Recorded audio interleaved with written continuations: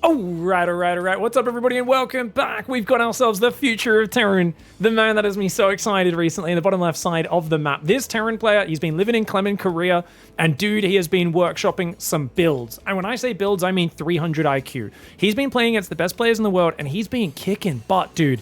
Don't get me wrong, he is not one of the top 10 players in the world. Not even close to it. But he is a very highly ranked player who is just really revolutionizing Terran build orders, even more than Gumiho lately.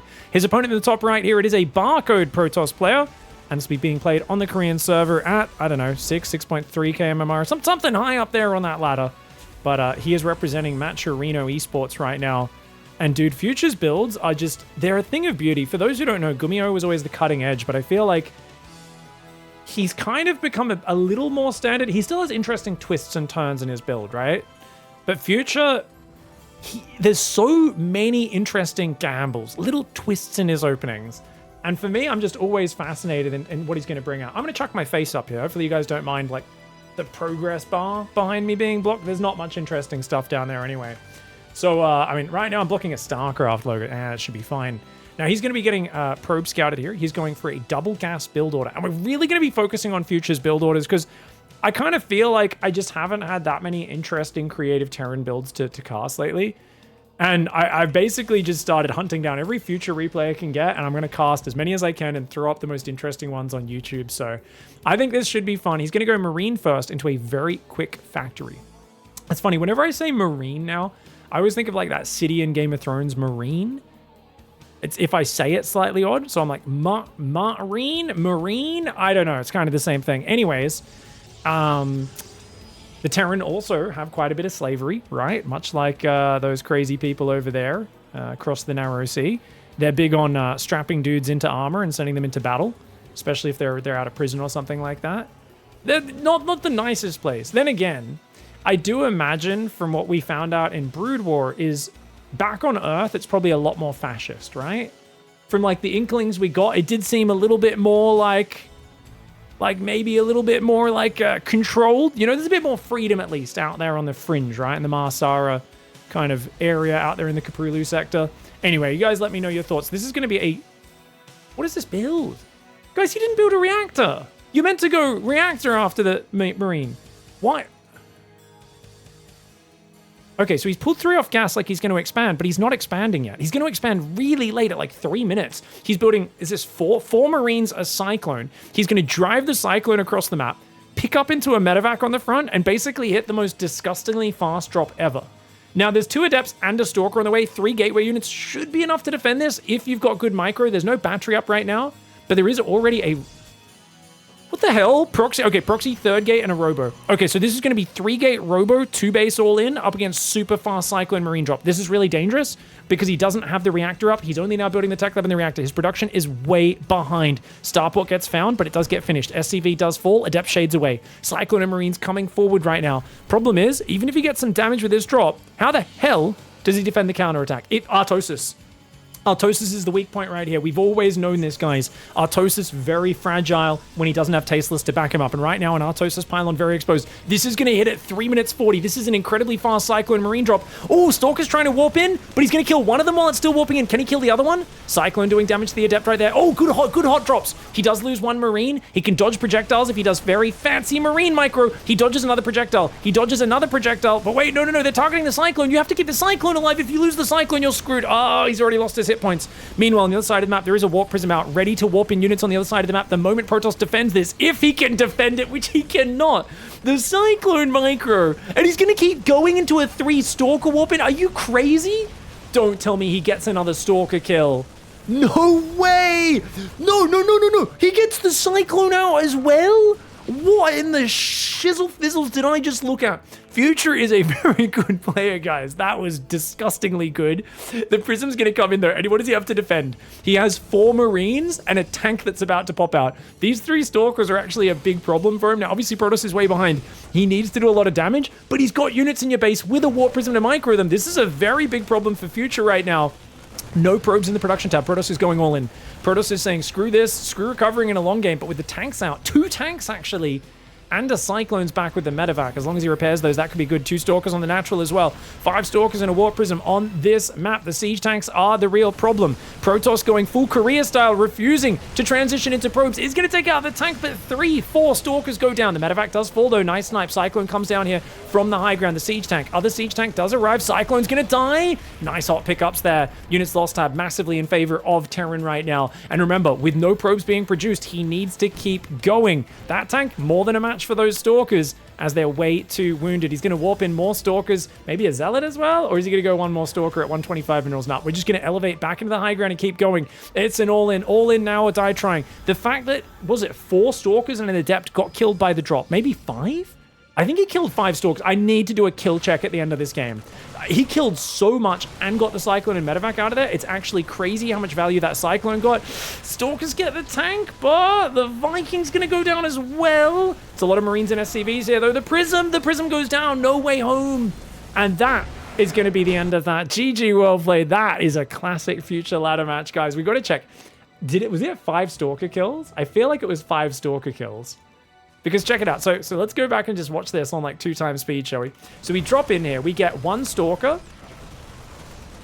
1 Adept. So that's 2 Gateway units. That Adept gets out. Dude, the pickups were really slick here. Gets the other Adept. So that's 3 Gateway units. And then we kill both of these, don't we? 4, 5. 5 Gateway units. 6 Gateway units. 7 Gateway units and 2 probes. What? And you get out for what? 4 Marines? That's insane. That is insane. And you guys, this is why you have to focus the medevac down, because once the medevac's gone, they can't do that projectile dodging micro. That's the trading is wild. There was like 6-to-1 trading before these guys came in, guys. As the Cyclone pulls back, 6-to-1 trading or 5-to-1. That's sick. Beautiful play.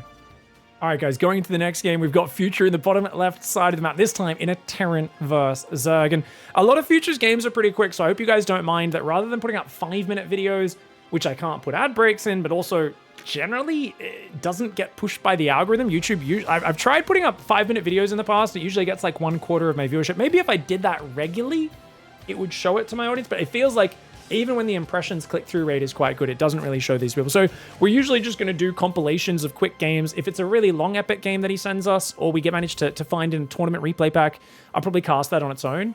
But for now, I'm probably going to just do, chuck a few games together, 2, 3, 4, however many, and try to get it up to at least. I like to do 15 minutes to half an hour videos mostly on this channel, on my main YouTube channel, so we'll see how we go. Hatchery first for Nikic in the top right. It's going to be a low ground barracks into a gas. And I'm very curious because I always feel like when I'm playing ladder as a Terran versus Zerg, it's very hard to do anything creative.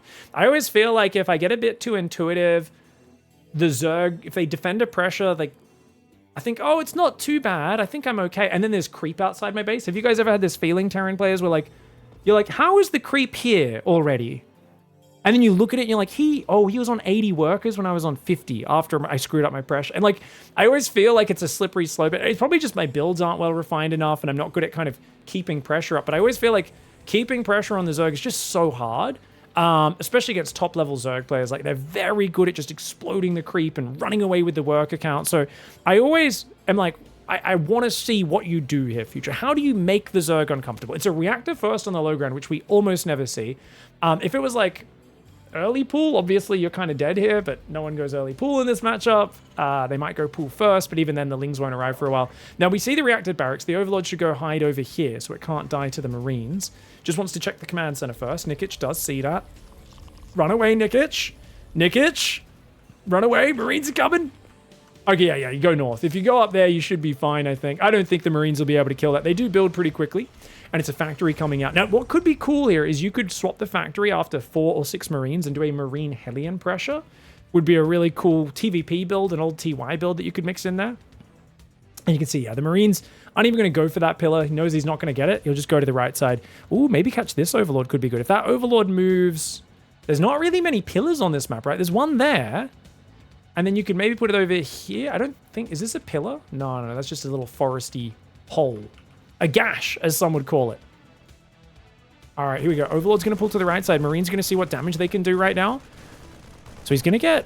Oh, I think he gets this, actually. That Overlord is a little bit too deep. So this is kind of frustrating because this really puts a big hole in the vision of the Zerg player. Makes him a bit panicked. More Marines coming forward. And we're still building more Marines. So this is interesting. Nikic sees this. Nikic is like, what are you doing? Second reactor?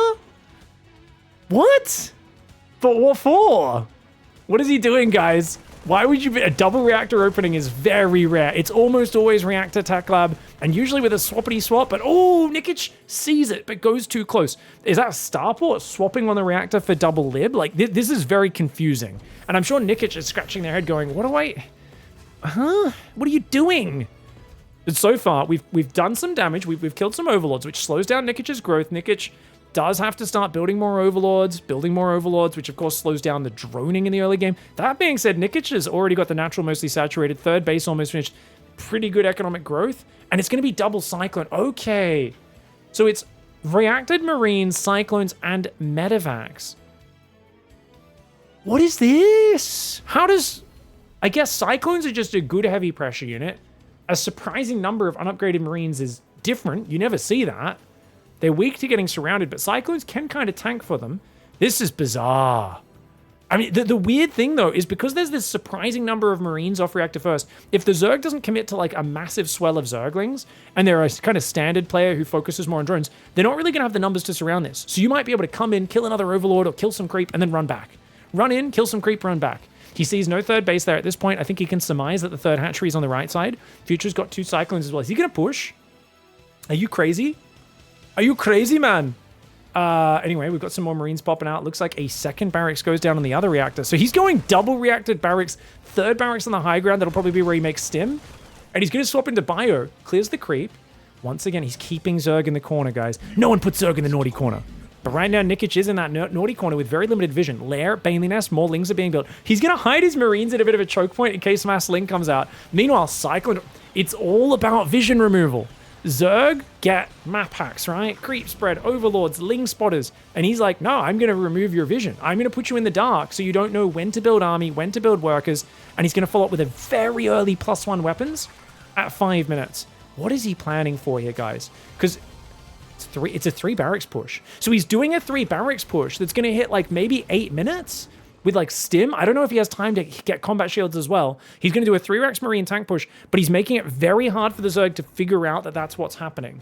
I got to tell you, if I was in Nikic's shoes, I would be like, what is happening? Like, there would be a visible frustration because most Terrans do the same thing. What did Clem do yesterday? I do that. What did Maru do last week? We all do that. Like, I've always talked about how the Terran is even more hive-mindy than the Zerg a lot of the time, where they just copy their most successful player at the time.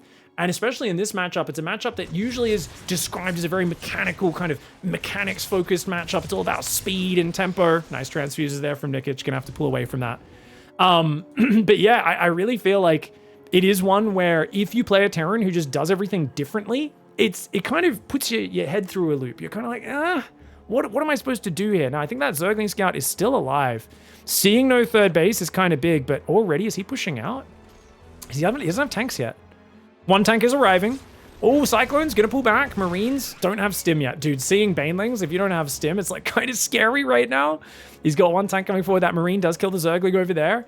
Right now, a Spy is on the way. Baneling speed, +1 carapace. It's not ready yet. Nikic has actually stated a reasonably safe work account, but with no macro hatchery in. Oh, that's a good tank spot. Look at that. Picks it up, boosts it into a nice little choke point. The Marines do not have stim. Keep this in mind, guys. Future pushing on creep with no stim right now. Oh my gosh. Okay, he pulls back a little bit. He clears the creep. All of the previous scans that cleared creep is allowing this push. If this creep was out here, this doesn't work. This is like a 7-layered push that he has spent the entire game setting up for, guys. He's going to put a tank down there as well. That tank on the left is so hard to get at. Oh, dude, setting up a push in such a good forward position. This is really hard to do. This is much easier planned for in theory than actually executed. 4th base down the bottom right side is coming up. We've got the Marines, the Cyclones, and the tanks. He's going to move this tank forward up on that side. Notice he's always hugging the ledge, so Cyclones can't get good surface area. Sorry, Zerglings can't get good surface area on the tank. The Cyclones are now heavily damaged. The Marines have stim. Like I said, combat shields isn't going to be ready, man. He's here at 730. Still no combat shields, but he does have +1 attack. The Marines do good damage. He does have stim. So he can risk poking forward a little bit. He's going to want to put this tank maybe down the bottom side. Oh, might be a bit too far forward. Or he's going to put it on the north. Oh, that gives him ramp control. He's already got ramp control. Guys, he's got ramp control. That means Zerg can't rally out of their main without getting hit. Oh, this is big, especially whenever he's got a scan or medevacs there. That's going to be really massive. Mutalisks are out, but there's Cyclones for range damage and the Marines with Stim. Combat Shields is almost done as well. This is a super oppressive push. This is what a lot of noobs run into that you almost never run into at a pro level. Double Liberator Siege as well. Oh my gosh. Dude, we're getting choked. We need to break these rocks down, but there's no way out right now because he hasn't opened the minerals or the rocks. The Marines and the tanks are going to force Nikic into a frontal engagement. Combat Shields is going to finish as well. Finally, Combat Shields will be kicking in. He's trying to break the rocks desperately. But dude, his natural's under siege right now. Nikic is in huge doo-doo right now. This is a disgusting push. Oh, the Marines going to try and pull back. The Ling Bane will come forward. The tank's trying to focus fire the Banelings. The Marines stimming in from the back. So much Ling Bane though. Oh my lord. But it's too many Marines. Too many Marines. One tank survives in the back with 19 kills. There's another one over there on the left side as well. And Nikic, unable to break the position, gets shot down. That may have looked simpler than it was. I never see high-level games like this. Even when we see Beyond do a 3-racks push, it's like, it'll take him like a minute to get in range of the third or the fourth to kill it. Never do you get in range of the natural. But the way he used the positioning around here, and rather than going for the third base and changing angle, he just kept pushing forward, knowing hugging this ledge, getting in range of the ramp was going to be brutal. GG, well played.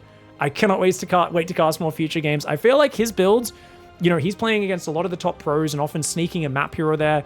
And initially, we'd cast him a few times in the weekly cups, like losing to guys like Dark, losing to guys like Beyond, and people were like, cool, you know, he's got some creative builds. I'm like, no, you guys don't realize, if he's not playing Dark or Beyond, he's beating most people he's playing. He's very, very creative. Let me know if you guys want to see more future builds. I feel like they're really fun, and it's definitely giving me a bit of Terran passion. Thanks for the games, Future. We'll see you guys next time. Goodbye and good night.